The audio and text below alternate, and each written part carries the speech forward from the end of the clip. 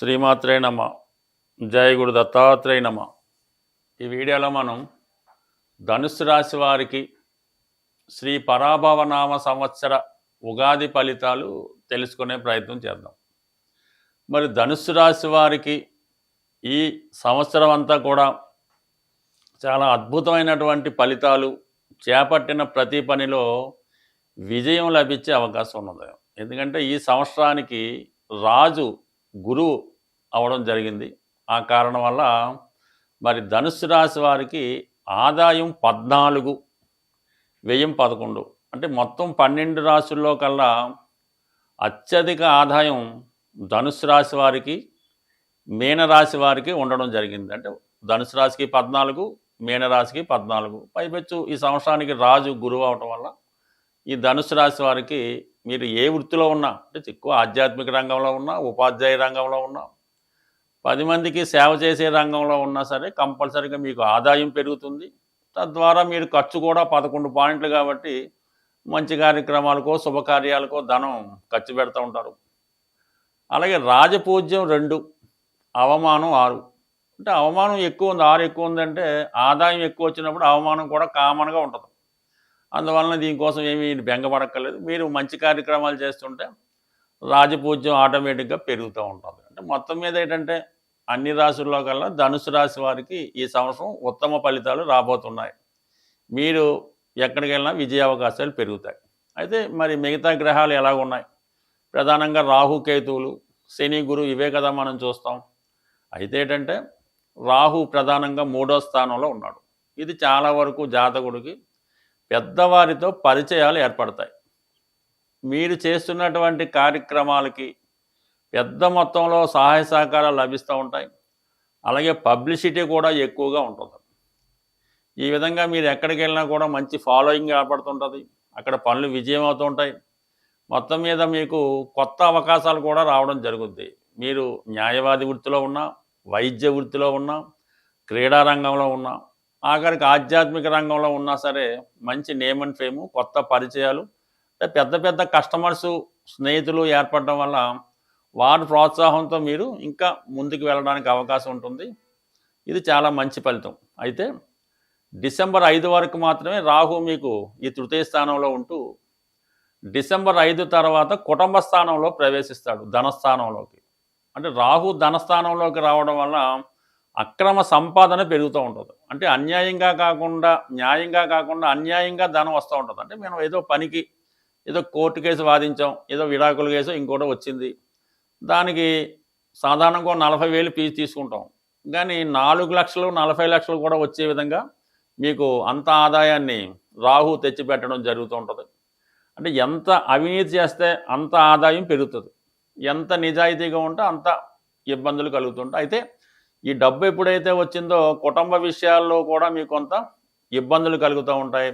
కుటుంబ సభ్యులు ఏదో ఒక చెడు అలవాటుకో ఇంకో దానికో లోనై, లేదా హెల్త్ ప్రాబ్లం వచ్చి ఆ వచ్చిన ధనం ఆ విధంగానే ఖర్చు అవ్వడం జరుగుతూ ఉంటుంది. అలాగే కుటుంబ సభ్యులు మీ మాట వినకుండా వారు ఇష్టం వచ్చినట్టుగా వారు నడుస్తూ ఉంటారు. అందువని మీకు మనవి ఏంటంటే డిసెంబర్ 5 తర్వాత 18 నెలల పాటు అక్కడ ఉండే రాహు కుటుంబ విషయాన్ని కొంత గందరగోళం చేసే అవకాశం ఉంది, అక్రమార్జన పెరిగే అవకాశం ఉంది. దీన్ని జాగ్రత్తగా మీరు కంట్రోల్ చేస్తే కుటుంబం కూడా కంట్రోల్లో ఉంటుంది, పుణ్యబలం కూడా పెరుగుతూ ఉంటుంది.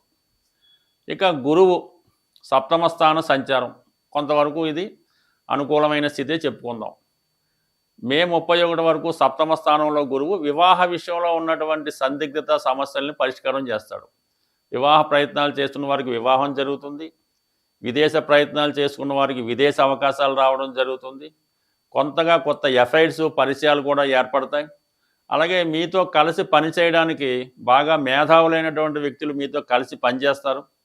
అలాగే మీకు కొన్ని కొత్త పరిచయాలు ఏర్పడతాయి. ఆదాయ విషయంలో కూడా కొంతవరకు మీకు పార్ట్నర్స్ ద్వారా కానీ, దైవ సంబంధించిన సంస్థల ద్వారా కానీ, ఎడ్యుకేషన్ డిపార్ట్మెంట్ వల్ల అయితేనే కొన్ని మంచి కార్యక్రమాల ద్వారా ఆదాయం వలన పెరుగుతుంది. అంటే ఏదైనా ఆధ్యాత్మిక రంగంలో ఉన్న వాళ్ళకి, ఈ జ్యోతిష్యం, పౌరోహిత్యం ఇటువంటి వాళ్ళ ఉన్న వాళ్ళకి, ప్రవచనాలు చెప్పే వాళ్ళకి కొంత గౌరవం, ఆదాయం కూడా పెరుగుతుంది.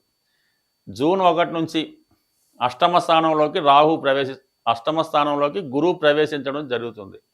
జూన్ 1 నుంచి అక్టోబర్ 31 మధ్యలో గురువు అష్టమ స్థానంలో ఉంటాడు. ఒక విధంగా ఉచ్చ స్థానం మంచిదే. గురువుకైతే అష్టమ స్థానం అవటం వల్ల కొన్ని శుభవార్తలు మీరు ఏదైతే ఎదురు చూస్తున్నారో చాలా కాలంగా ఒక పదవి, ఒక రాజకీయ పదవి, లేదంటే ఒక దేవస్థానంలో ట్రస్ట్ బోర్డు పదవి, లేదంటే ఒక అధికార హోదా కోసం ఎదురు చూస్తున్నారో అది మీకు రావడం జరుగుతూ ఉంటుంది. పెద్ద మొత్తంలో రుణ ప్రయత్నాలు చేస్తున్న వారికి ఏదైనా మీకు ఇంటి కట్టుకోవడానికి కానీ, పిల్లల చదువుకోవడానికి కానీ, ఏదైనా ఒక ఆధ్యాత్మిక సంస్థ నెలకొల్పడానికి కానీ, అంటే మంచి కార్యక్రమాలకి స్కూల్ పెట్టచ్చు, హాస్పిటల్ కట్టచ్చు, దానికి పెద్ద మొత్తంలో చేసే రుణ ప్రయత్నాలు ఫలిస్తాయి. అలాగే మీరు చేస్తున్నటువంటి ప్రవచనాలు కావచ్చు, ప్రయోగాలు కావచ్చు, రీసెర్చ్ కావచ్చు, పరిశోధన కావచ్చు, మంచి గుర్తింపు రావడం జరుగుతుంది. ఏదైనా ఒక ప్రభుత్వ పదవి, ప్రభుత్వ ధనం వచ్చే అవకాశం ఉంది.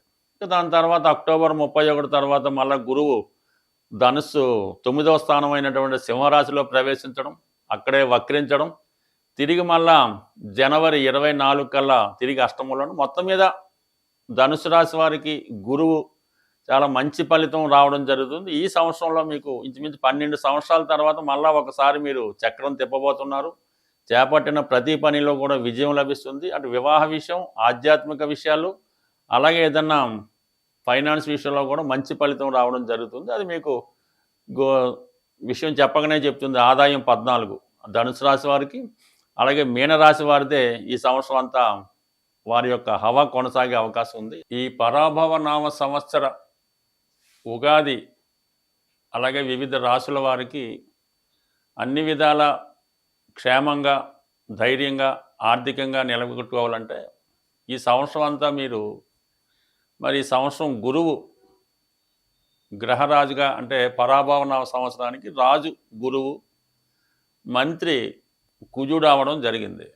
అందువల్ల మీరు గురుగ్రహం అంటే బృహస్పతి గురువు, మీకు విద్య నేర్పిన గురువు, ఏ గురువునైనా సరే మీరు ఆరాధించి పూజించడం వల్ల, ప్రముఖంగా దత్తాత్రేయుడు, దక్షిణామూర్తి, రాఘవేంద్ర స్వామి, అలాగే మన షిరిడి సాయిబాబా వారు, మరి ప్రస్తుతం పుట్టపర్తి సత్యసాయిబాబా గారు, ఎవరైనా సరే మీకు నచ్చిన గురువు, మీ ప్రాంతంలో ఉన్నటువంటి గురువుని ఆశ్రయించి ఆ గురువు యొక్క బోధనలు, ఆయన చెప్పిన మంచిని ఫాలో అవ్వడం వల్ల కంప్లీట్గా మీకు ఆ గురుగ్రహ అనుగ్రహం మీకు ఈ సంవత్సరం ఎక్కువగా లభించడం జరుగుతూ ఉంటుంది. అంటే గురువు మనకి ఈ నవగ్రహాల్లో ఈ జన్మజాతక రీత్యా, గోచార రీత్యా గురువు తన యొక్క స్థానంతో సంబంధం లేకుండా ధన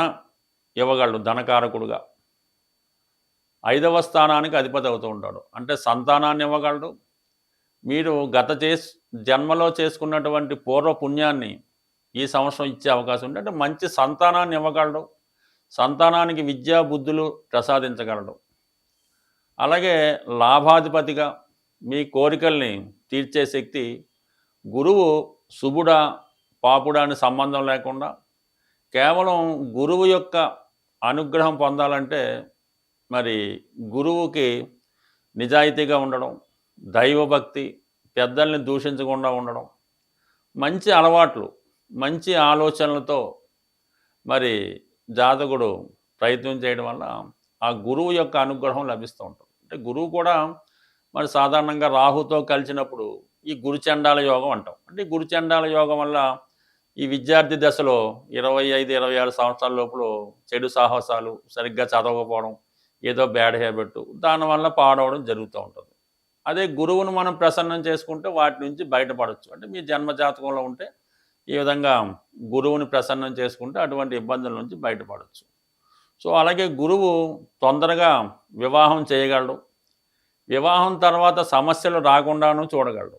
బట్ ఏదైనా అటువంటి గురువు మనకి ఈ సంవత్సరంలో రాజుగా రావడం వల్ల మరి అటు ఉపాధ్యాయులకి, అటు అడ్వకేట్స్కి, అటు ప్రవచనాలు చెప్తున్న వారికి, అంటే ఆధ్యాత్మిక రంగంలో ఉన్న వాళ్ళకి, వీరందరికీ కూడా ఒక మంచి శుభ ఫలితాన్ని ఇవ్వడం జరుగుతుంది. అయితే మీరు మీ గురువుని, అలాగే తల్లిదండ్రులు కూడా, తల్లి తండ్రి దైవం గురువు, అందువల్ల ఏంటంటే గురువు భాగ్యస్థానం, తండ్రి భాగ్యస్థానమే.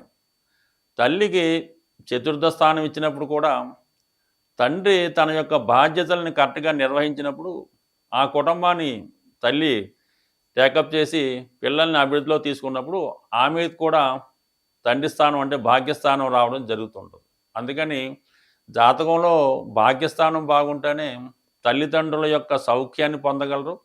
అలాగే మీరు కూడా మంచి తల్లిదండ్రులుగా మీ యొక్క బాధ్యత నిర్వహించగలరు. కాబట్టి మరి అటువంటి గురువుని ఈ సంవత్సరం మీరు ఆరాధించాలంటే దత్తాత్రేయుని ఆరాధించుకోవడం, మీకు ఈ గురువు సంబంధించినటువంటి పుణ్యక్షేత్రాలు పుట్టపర్తి, షిరిడి, గాన్గాపూరు, పిఠాపురం ఇలాగ మొదలైనటువంటి క్షేత్రాలు దర్శించి ఆ గురుగ్రహ అనుగ్రహం తప్పగా పొందగలరు.